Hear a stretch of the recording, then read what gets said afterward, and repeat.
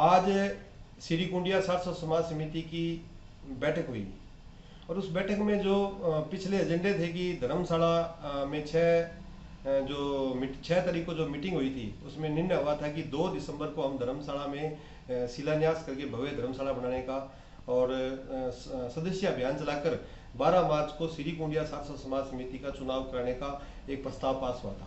और उसके मद्देनजर आज हम लोगों ने मीटिंग देकर उसमें एक निर्माण कमेटी का गठन किया और सदस्य अभियान की जिम्मेवारी दी और 12 मार्च को जो चुनाव होंगे उसके संबंध में एक गठन किया।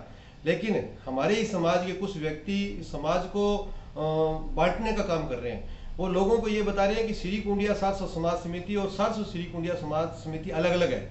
मैं उन्हें क्लियर कहना चाहता हूँ कि हम लोगों ने श्री कुंडिया सारस्वत समाज समिति के चुनाव सदस्य अभियान बनाकर करवाए थे, जिसके अंदर चुनावी प्रक्रिया से हमारे आदरणीय श्री बद्री जी बनानी उसमें अध्यक्ष निर्विरोध हुए और उन्होंने अपनी कार्यकारिणी में मुझ यानी श्याम सुंदर शर्मा को महामंत्री बनाया था। और हम लोग ये कहते हैं कि भी हमारा कार्यकाल जो चुनाव प्रक्रिया से हम चुन के गए थे वो पूरा हो गया, इसलिए हम इस समाज के फिर वही चुनाव प्रक्रिया से एक अध्यक्ष का चुनाव करना चाहते हैं, जिसकी तारीख हमने 12 मार्च 2023 निश्चय कर ली। और हम चाहते हैं कि हमारा समाज सारा मिलकर 2 दिसंबर 2022 को इस धर्मशाला में भव्य धर्मशाला का निर्माण करे, जिसमें हमारे समाज के जितने भी जो प्रबुद्ध लोग हैं, जो समाज की बड़े बड़े पदों पे बैठे, उन लोगों को सबको बुलाकर हम एक भव्य कार्यक्रम करके धर्मशाला की नींव रखेंगे। लेकिन मैं पुनः मेरे सारस्वत समाज को बताना चाहता हूं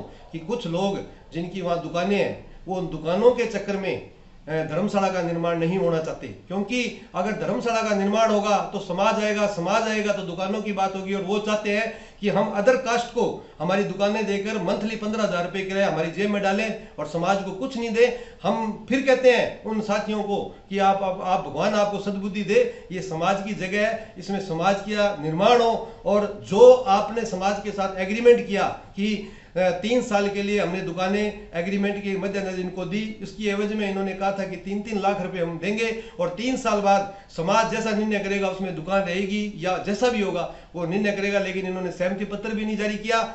आज इनको ऐसा लग रहा है कि अगर धर्मशाला का निर्माण हो गया तो हमारी दुकानों की जो किराया है वो हमारे जेब से चला जाएगा। और आज की तारीख में 1 रुपया भी ये समाज को नहीं दे रहे और 15-15 हजार रुपये अदर कास्ट के लोगों को देके अपने जेब में डाल रहे हैं। और मैं समाज को यह बात भी बताना चाहता हूं कि हमारे आदरणीय बाबूलाल बनानी जी ने इन्हें 10 साल के लिए दुकानें किराए पे दी थी, जो अक्टूबर 2022 को इनको 10 साल पूरे हो गए। साथियों, फिर भी ये उन दुकानों को छोड़ना नहीं चाहते और हम समाज कहते हैं कि आपका 10 साल कंप्लीट हो गया, अब ये समाज इस दुकानों को छोड़े ताकि हम भव्य धर्मशाला का निर्माण हो। और आज तक इन दुकानों की वजह से यह धर्मशाला नहीं पड़ पाई, क्योंकि समाज कहता है कि पहले इनसे दुकानें खाली करो फिर हम सहयोग देंगे जब धर्मशाला बनेगी। और ये दुकानें जो है ये हमारी धर्मशाला के बनाने में बहुत बड़ी बाधक है। हम पुनः निवेदन करते हैं भगवान इनको सद्बुद्धि दे, ये सभी लोग साथ आए और 2 दिसंबर 2022 को इस धर्मशाला का भव्य शिलान्यास करके धर्मशाला का निर्माण का कार्य प्रारंभ करें। और मैं इन्हें कहना चाहता हूं कि समाज में ये जो भेदभाव और जो आप बांटने का काम कर रहे हो ये बांटो मत।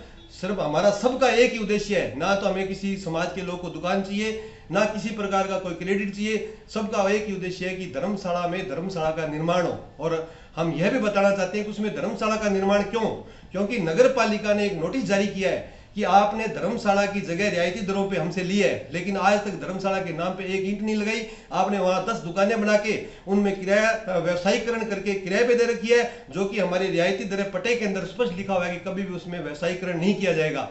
इसलिए हम चाहते हैं कि जब हम धर्मशाला का शिलान्यास कर देंगे और धर्मशाला बनाएंगे तो उस नगर पालिका के नोटिस को भी एक तरीके से खारिज हो जाएगा, क्योंकि धर्मशाला जब होगी तो नोटिस की कोई वैल्यू नहीं रहेगी। मैं पुनः मेरे समाज के सभी साथियों को कहता हूं कि ज्यादा से ज्यादा जागरूक होकर 2 दिसंबर 2022 को जो हम इसका शिलान्यास कर रहे हैं उसमें अपनी भागीदारी दे।